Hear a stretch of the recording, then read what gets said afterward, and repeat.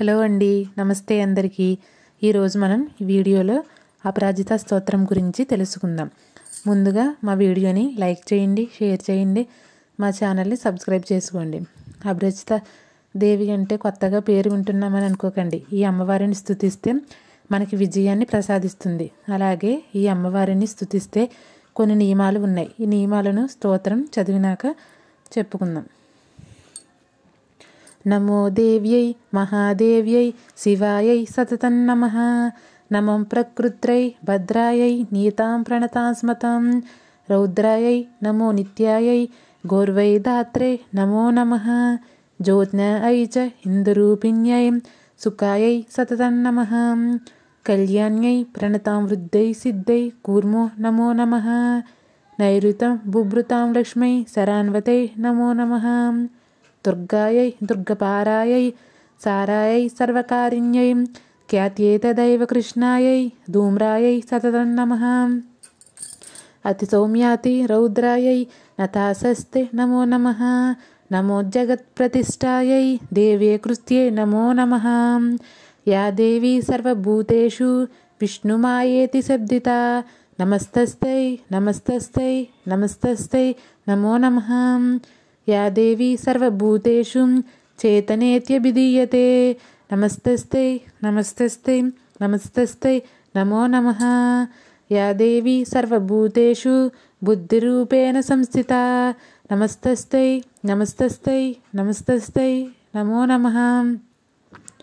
Yeah దేవీ సర్వభూతేషు నిద్రారూపేణ సంస్థితా నమస్తస్తై నమస్తస్తై నమస్తస్తై నమో నమః. Yeah దేవీ సర్వభూతేషు క్షుధారూపేణ సంస్థితా నమస్తస్తై నమస్తస్తై నమస్తస్తై నమో నమః. యా దేవీ సర్వభూతేషు ఛాయారూపేణ సంస్థితా నమస్తస్తై నమస్తస్తై నమస్తస్తై నమో నమః. యా దేవీ సర్వభూతేషు శక్తిరూపేణ సంస్థితా నమస్తస్తై నమస్తస్తై నమస్తస్తై నమో నమః. యా దేవీ సర్వభూతేషు తృష్ణారూపేణ సంస్థితా నమస్తస్తై నమస్తస్తై నమస్తస్తై నమో నమః. యా దేవీ సర్వభూతేషు క్షాంతరూపేణ సంస్థితా నమస్తస్తై నమస్తస్తై నమస్తస్తై నమో నమః. యా దేవీ సర్వభూతేషు జాతరూపేణ సంస్థితా నమస్తస్తై నమస్తస్తై నమస్తస్తై నమో నమః. యా దేవీ సర్వభూతేషు లజ్జారూపేణ సంస్థితా నమస్తస్తై నమస్తస్తై నమస్తస్తై నమో నమః. యా దేవీ సర్వభూతేషు శాంతిరూపేణ సంస్థితా నమస్తస్తై నమస్తస్తై నమస్తస్తై నమో నమః. యా దేవీ సర్వభూతేషు శ్రద్ధారూపేణ సంస్థితా నమస్తస్తై నమస్తస్తై నమస్తస్తై నమో నమః. యా దేవీ సర్వభూతేషు కాంతిరూపేణ సంస్థితా నమస్తస్తై నమస్తస్తై నమస్తస్తై నమో నమః. యా దేవీ సర్వభూతేషు లక్ష్మీరూపేణ సంస్థితా నమస్తస్తై నమస్తస్తై నమస్తస్తై నమో నమః. యా దేవీ సర్వభూతేషు వృత్తిరూపేణ సంస్థితా నమస్తస్తై నమస్తస్తై నమస్తస్తై నమో నమః. యా దేవీ సర్వభూతేషు స్మృతిరూపేణ సంస్థితా నమస్తస్తై నమస్తస్తై నమస్తస్తై నమో నమః.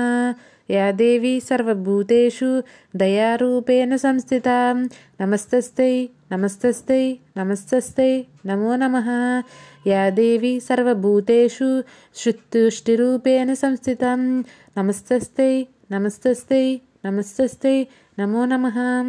యా దేవీ సర్వభూతేషు మాతృరూపేణ సంస్థితా నమస్తస్తై నమస్తస్తై నమస్తస్తై నమో నమః.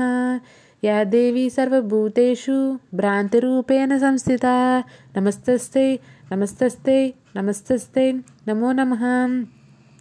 ఇంద్రియాణమధిష్టాత్రి భూతానాం చాఖిలేషు యా భూతేషు సతతం తస్యై వ్యాప్యై దేవ్యై నమో నమః. చిత్రూపేణ యా కృష్ణం ఏతద్వ్యాప్తస్థితా జగత్ నమస్తస్తై నమస్తస్తై నమస్తస్తై నమో నమః. స్తుతాసురై పూర్వమభీష్టి సంశ్రయం తదా సురేంద్రిణ దినేషు సేవితాం కరేతు సానం శుభహేతురీశ్వరీ శుభాని భద్రాని అభిహంతు చాపదం యదక్షరపదభ్రష్టం మత్రహీనంతు యద్భవేత్ తస్సర్వం క్షమ్యతాం దేవి నారాయణీ నమోస్తుతే. చూశారు కదండి అపరాజితాదేవి స్తోత్రం. చదవటానికి కొంచెం కష్టంగా ఉన్నా సరే ఫలితం మాత్రం తీయగా ఉంటుంది. ఎందుకు ఇలా చెప్తున్నా అంటే నా లైఫ్లో జరిగింది. అది ఏమిటంటే ఈ స్తోత్రం 21 days నియమాలతో చదివానండి. ఒక నెల అయ్యేలోపు నాకు గవర్నమెంట్ జాబ్ వచ్చింది. నా జాబ్ ఏమిటంటే డిఎస్సి, స్కూల్ టీచర్గా వర్క్ చేస్తున్నాను ప్రజెంట్. ఈ స్తోత్రం చాలా పవర్ఫుల్. ముఖ్యంగా ఈ స్తోత్రం జాబ్ పర్పస్లో వర్క్ అవుతుంది. అలాగే ఈ స్తోత్రంతో పాటు నేను ఇంకొకటి కూడా ఫాలో అయ్యాను. అదేంటంటే శ్రీరామ పట్టాభిషేక సర్గం. మీరు కూడా అనుకున్నది సాధించాలని నేను ఈ వీడియో చేశాను. నాతో పాటు 10 మందికి యూజ్ అవ్విద్దని నేను ఈ వీడియో అనేది చేశానండి. ఇంకొక విషయం ఏమిటంటే నేను అపరాజిత స్తోత్రంతో పాటు శ్రీరామ పట్టాభిషర్గ కూడా చదివాను. బట్ ఏంటంటే పట్టాభిసర్గ మాత్రం మార్నింగ్ టైం పూజలో చదివేదాన్ని, అంటే 4:34 అలా బ్రహ్మ ముహూర్తంలో చదివేదాన్ని. అపరాజిత స్తోత్రం మాత్రం ఈవినింగ్ పూజలో చదివేదాన్ని. నేను శ్రీరామచంద్రమూర్తి మీద అలాగే అపరాజిత దేవిపై భారం వేసి హార్డ్ వర్క్ చేశాను. వారి మీద నమ్మకంతో ముందుకు సాగానండి. నేను అనుకున్నది సాధించాను. మీకు ఒక డౌట్ కావచ్చు, ఒకవేళ మీరు చదువుకుంటున్న, దూరంగా ఉన్న ఇంటికి, లేకపోతే రూమ్స్లో ఉన్న, హాస్టల్లో ఉన్న మీకు పూజ చేయడం కుదరదు అనే డౌట్ ఉంటే నేను చెప్పింది శ్రద్ధగా వినండి. మీరు ఏ టైంలో అయినా ఫ్రీ ఉంటారో ఫస్ట్ చూసుకోవాలి. డేలో టైంని ఫిక్స్ చేసుకొని నేల మీద ఒక చాప వేసుకొని, లేదు మాకు చాప అవైలబుల్గా లేదు అంటే క్లాత్ వేసుకొని స్వామివారిని అలాగే అపరాజిత అమ్మవారిని తలుచుకొని ఎటువంటి ఆలోచన లేకుండా స్తోత్రాలను పఠించండి. లేకపోతే చదవకపోయినా పర్లేదు. మీకు కొంచెం ఒత్తులు ఉండి కష్టంగా ఉంటే ఈ వీడియోని డైలీ ఒకసారి ఏదో ఒక పూట కాసేపు అమ్మవారి మీద స్వామివారి మనసు నిగ్నం చేసి చదవండి స్తోత్రాన్ని, లేదంటే వినండి సరిపోతుంది. దీనికి వచ్చిన నియమాలు ఏంటంటే తినే ఫుడ్ అంటే ఆహారంలో ఉల్లి వెల్లుల్లి తినకూడదు 21 రోజులు. మీకు కుదిరినప్పుడు దైవస్మరణ చేసుకోండి. నేల మీద కూర్చోండి, అలాగే నేల మీద పడుకోవాలి. ఈ 21 రోజులు కూడా నేల మీదనే పడుకోవాలి. ఇవి చదివిన తర్వాత మంచంపై పడుకోవచ్చు, ఇబ్బంది ఏం లేదు. కాకపోతే ఇది చదివిన అన్నాలు, ఈ నియమాలు పాటించిన అన్నాలు కూడా మీరు మంచం మీద పడుకోకూడదు. మాంసాహారం తినకూడదు. నిష్ఠతో చేయండి. బ్రహ్మచర్యం తప్పకుండా పాటించాలి. మీకు తప్పక రిజల్ట్ అనేది కుదిరితే అంటే ఆరోగ్యాన్ని దృష్టిలో ఉంచుకొని ఒక పూట భోజనం, 2 పూటల టిఫిన్ తినండి. ఒకవేళ మీకు హెల్త్ ఇష్యూస్ అనేవి ఉంటే పర్లేదు, 3 పూటల తినొచ్చు. శ్రీరామ పట్టాభిసర్గ వీడియో నేను 2 రోజుల్లో అప్లోడ్ చేస్తాను. మీకు నేను చెప్పిన ప్రతి స్తోత్రం మీ లైఫ్లో ఉపయోగపడుతుంది. ఈ వీడియో చూసిన వారు లైక్ చేయండి, మా ఛానల్ని సబ్స్క్రైబ్ చేసుకోండి. ఇప్పటి వరకు మీరు ఎన్ని ప్రాబ్లమ్స్ ఫేస్ చేసినా సరే అవన్నీ స్వామివారి మీద భారం వేసి స్టార్ట్ చేయండి. ఆల్ ది బెస్ట్ అందరికీ. Thank you. అలాగే మీకు చిన్న డౌట్ రావచ్చండి, మేము అనుకున్నది జాబ్ చేయాలని మేమే చేయాలన్న ఒక అపోహ అనేది ఉండొచ్చు. కానీ అవసరం లేదండి. పిల్లల గురించి తల్లిదండ్రులు చేయొచ్చు, భార్య గురించి భర్త చేయొచ్చు, భర్త గురించి భార్య చేయొచ్చు. చేసిన వాళ్ళు ఎవరు చేసినా పర్లేదు, కాకపోతే చేసిన వారు నిష్ఠతో చేయండి. ఆ భగవంతుడి మీద భారం వేయండి. మీరు అనుకున్నది ఖచ్చితంగా లైఫ్లో సాధిస్తారు. మీ పిల్లలు వృద్ధిలోకి వస్తారు. Thank you. All the best everyone.